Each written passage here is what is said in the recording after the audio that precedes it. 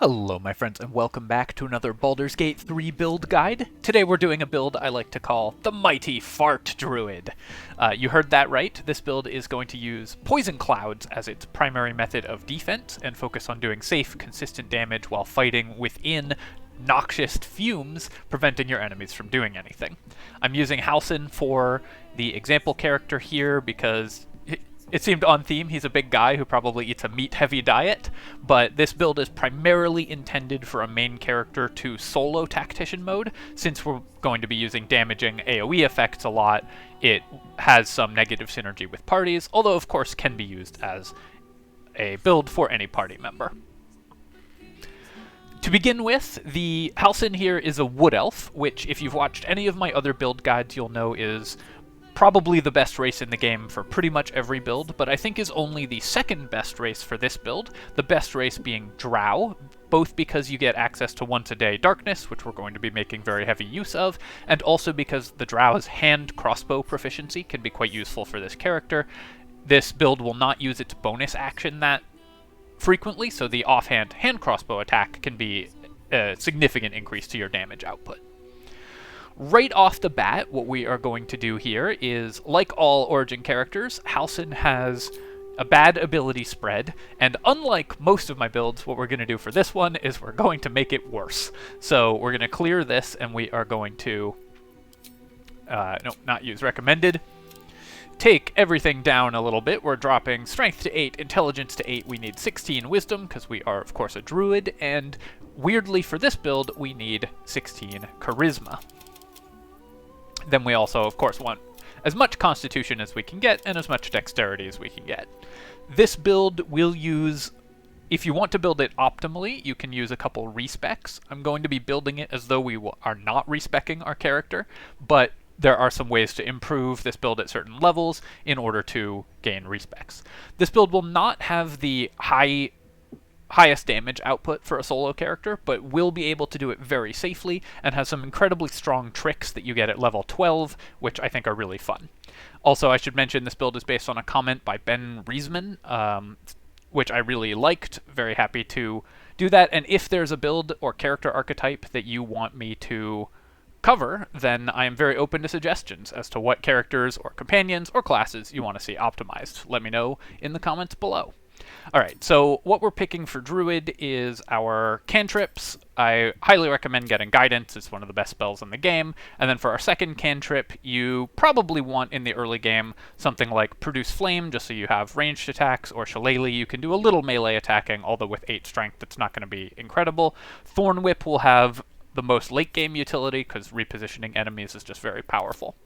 For our skill selection, you definitely want Stealth, and because we're taking so much Charisma, you are going to want to probably have this character be capable of doing some conversation skills, so I recommend, if you aren't playing Halsin with this build, you are going to want the Criminal background, because that gets you Stealth proficiency and Deception proficiency, so you'll have a conversation skill, and it makes sure that you have Stealth proficiency, which is very important for solo characters.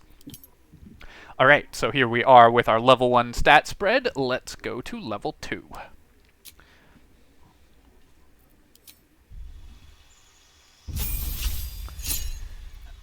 When we level up, we're going to select the Circle of the Land Druid. You might be thinking that a cloud-based druid should be using Circle of the Spores, but Circle of the Land will give us access to the spells that we use to complete this character's combos.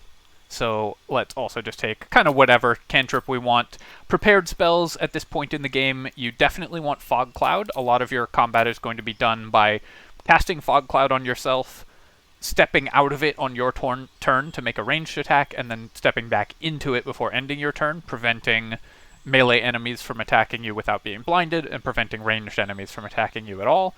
I also think that all druids should always have Long Strider. It's super powerful to just move faster, and then Healing Word is really good.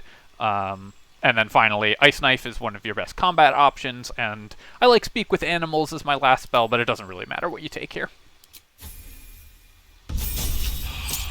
At level 3 Druid, we get the reason we went into Circle of the Land Druid, and that is that we can take the Swamp Druid. Swamp Druid gives us access to darkness.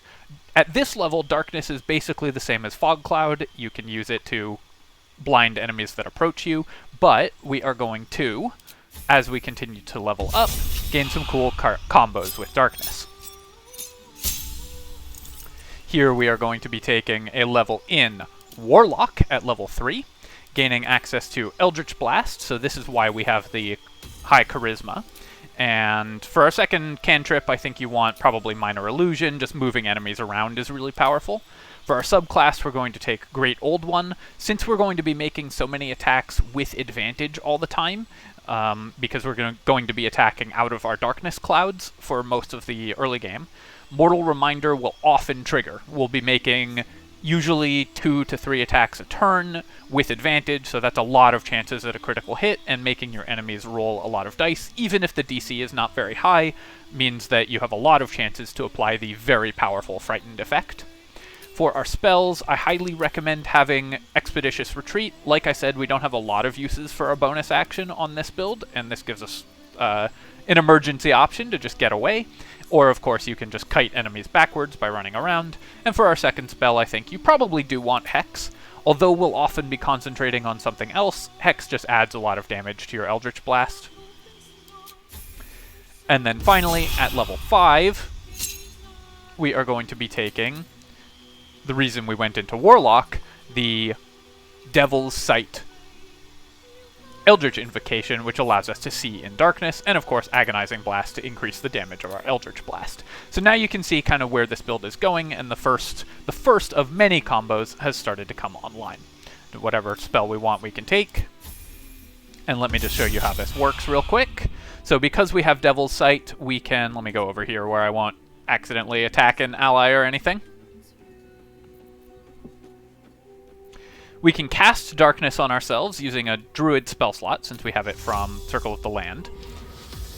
And then any attack that we do using our Eldritch Blast will be made at advantage. Enemies that are entering, because we can see through the darkness, enemies that are entering the darkness circle will have disadvantage or be completely unable to see us if they're ranged enemies. So this is the core combo at the heart of most Warlock builds. This build will not be doing that as powerfully as many Warlock builds or Sorcerer Warlock builds at this point, but later on we're going to get some really cool combos that make up for that. Let's keep leveling up, and I'll show you what those are. At this point we go back into Druid. Nope, not add a class. Go back into Druid, and our spell selection doesn't matter, although for prepared spells, of course, we need Darkness prepared, or rather, we have Darkness prepared all the time. I also like to have other spells that are really important prepared. Spike Growth is the biggest one, but other spells that are very useful to have. Flaming Sphere gives you a lot of utility, especially as a solo character, because it's something that the enemies will go after. Heat Metal is very good to concentrate on, and Gust of Wind is also really good. For our feat, this is actually pretty interesting. We're going to take an ability improvement, and you have a choice here between having enemies fail against your Druid spells more often by taking Wisdom, or increasing your Eldritch Blast damage by taking Charisma. I suggest that if you are planning to respec later, what you do is you take Charisma, level up in Charisma to make sure that your damage is high, and then when we get to level 12, where the core combo of the build comes online, we will respec and place all the extra points into Wisdom. But Charisma, I think, is going to serve you well through the game as you're playing. Something else to keep in mind is that if you're willing to respec frequently, you can start this build as a Warlock, play up to level 5 just as a pure Warlock, so that your Darkness Eldritch Blast combo comes online 2 levels earlier, and then respec to the Druid Warlock combo once you hit level 5. But for our endgame build, we're going to want Wisdom, so I will put the points into Wisdom, just in case you are playing this without any respecs, this is the build that you're going to do.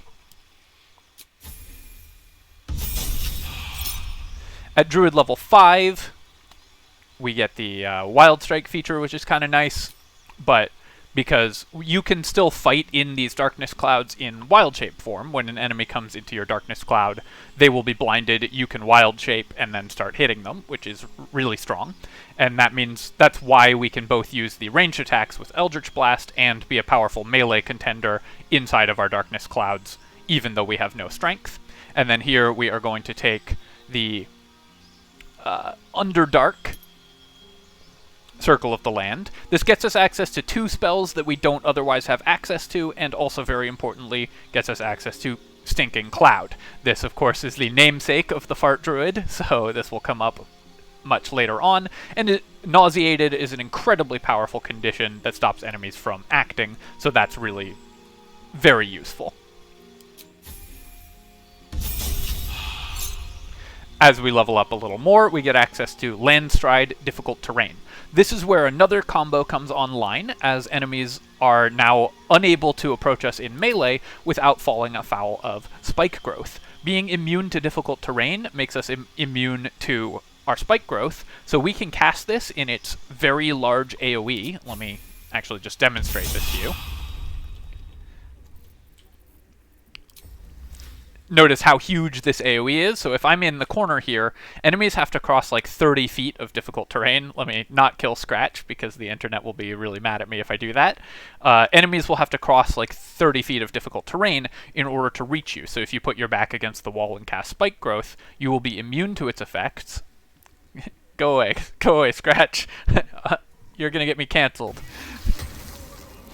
You will be immune to its effects, and any enemy that wants to approach you will have to cover this entire ground of spikes, which they will do very, very slowly while you're Eldritch Blasting them, and potentially causing them to suffer from fear and be unable to move towards you, and then move slowly while taking damage across your Spike Growth. Against melee enemies, this is usually going to be even better than the Darkness effect, especially if you can, like we have here, put your back against the wall.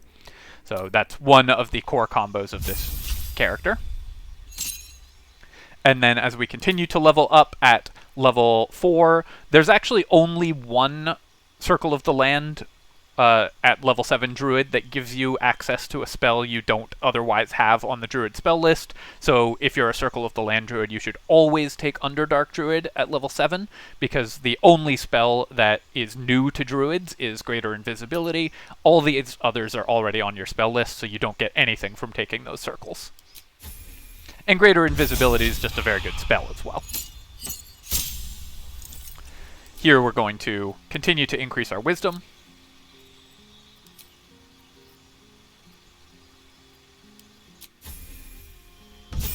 And then continue to level up in Druid.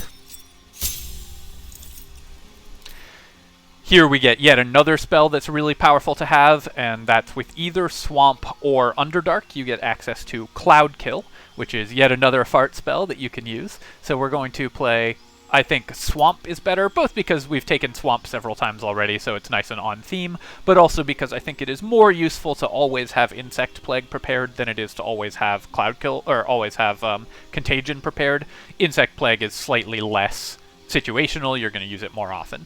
One thing to keep in mind, though, is that Insect Plague does, even though it, like Spike Growth, makes the area difficult terrain, you do not have immunity to Insect Plague from your difficult terrain immunity. You will still take damage and still fail your concentration checks because you're damaging yourself. So just keep that in mind, but it's still very useful to have just for any time you can trap an enemy in an area. It's very good damage and keeps them slowed down.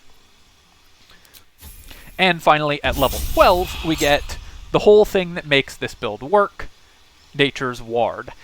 This is, you can't be charmed or frightened by elementals and fae, not terribly relevant, but disease and poison no longer affect us. So what this means, at this level, is that when we hit level 12, we can cast Cloud Kill on ourselves, and we're immune. Any enemy that comes in to fight us is going to be taking the Cloud Kill damage all the time, while we continue to blast them with Eldritch Blasts. You can also use Stinking Cloud, possibly causing enemies to become nauseated if they enter, and you're immune to that effect as well. You can use Darkness against ranged enemies, preventing them from attacking you, and so always you're going to be fighting in these AoEs where enemies that approach you are unable to fight, and you're just immune to the effects of all of these abilities. Remember that we're also immune to Spike Growth, And so this is, I think, extremely powerful, really fun build that uses Eldritch Blast to get consistent solid damage, and these Druid AoEs draw melee enemies in and then prevent them from hurting you, or keep ranged enemies unable to attack you because they can't see you through your darkness or fog cloud. There's also a couple other fun combos that you get with some items, so I'm just going to quickly mention a couple items that I think are particularly good on this character. The first of these is the Nature's Snare Staff, which you get early in Act 1. This has the Fly Trap ability, which has a chance to ensnare a target on an attack, but what this item doesn't tell you is that if you have it equipped, it's anything that makes an attack roll will trigger this. So Eldritch Blast, which attacks 3 times a round, will force the enemies to make 3 saves against this. I believe the DC is only 11, but 3 saves against DC 11 Ensnare, which is a very powerful effect, plus 3 saves against, plus potentially saves against Frightened if you critically hit, is a lot of dice for enemies to be rolling, and both Frightened and Ensnare will keep melee enemies from coming after you, which is very powerful. Obviously, the Gloves of Dexterity also smooth out this build a lot because you can then dump Dexterity and still have very high armor class. Since we only get access to medium armor, one downside of this build is that we are stuck with medium armor. So you will never get heavy armor, but the Gloves of Dexterity can make it so that you have both better initiative, extremely important on Tactician mode, as well as very good AC. And you can then regain these 4 points in Dexterity to put them in something else. Finally, there's another item that I want to mention that's a little weird, and that's these Boots of Striding. We are almost always going to be concentrating on a spell, and you can't be knocked prone or moved against your will. So what this, in theory, should do is allow you to lay down an ice field, such as from Ice Knife or Sleet Storm, and then be concentrating on a spell, stand in the middle of your ice field, give the opponents a chance when they're walking in. Let me just pause this real quick. Give the opponents a chance when they're walking in to fall prone. Enemies that fall prone on their turn lose the rest of their turn, and you should be immune to this proning effect. Now, unfortunately, as of the current patch, this is bugged, and ice surfaces will still knock you prone, even if you're immune to being knocked prone. So hopefully that gets fixed, and then this combo comes online. Right now it doesn't work, even with the boots that literally, I think it's called the Hoarfrost boots, that make you immune to ice surfaces. Those simply don't work right now, and you'll still fall prone. But in a future patch, I'm hopeful that this gets fixed, and then this adds yet another layer to the combo. Oh, here we go. We actually got immune to prone this time. So when in my testing before, that wasn't working, but it seems to be working right now. We will see. It might be inconsistent, but if this does work consistently, then this is a very powerful effect. Sleet Storm in particular, let me pull that up. Sleet Storm in particular is a very powerful and very large, or Ice Storm rather, Sleet Storm as well, makes very large ice surfaces, and so this can give you a significant area where enemies have to make a save or fall prone. You can do this and Spike Growth because it doesn't take concentration to have these ice surfaces on the ground, and so enemies will have to make a lot of saves to get to you. And if this, as it seems to be, I tested this earlier, it wasn't working, but now it's working, so, you know, it's a mystery. Try it for yourself. But if it is working, then this is a very powerful tool as well. So you can have an ice surface, a stinking cloud, and enemies making a ton of saves because you're hitting them with Eldritch Blast every turn. As I said, this is going to be a slightly lower damage build than most solo builds, but you should be very safe against melee enemies and ranged enemies alike because of your clouds and darkness effects. Alright, my friends, I hope that you've enjoyed this look at the Mighty Fart Druid, and as always, if you've enjoyed this video, do please take a moment to hit like and leave a comment. That helps a ton with the algorithm, and I really appreciate everyone who does that. And you can subscribe to my channel for more of this and other strategy game content. Baldur's Gate builds coming regularly, so let me know which ones you would like to see, and I will catch you next time. Cheers, folks. GG.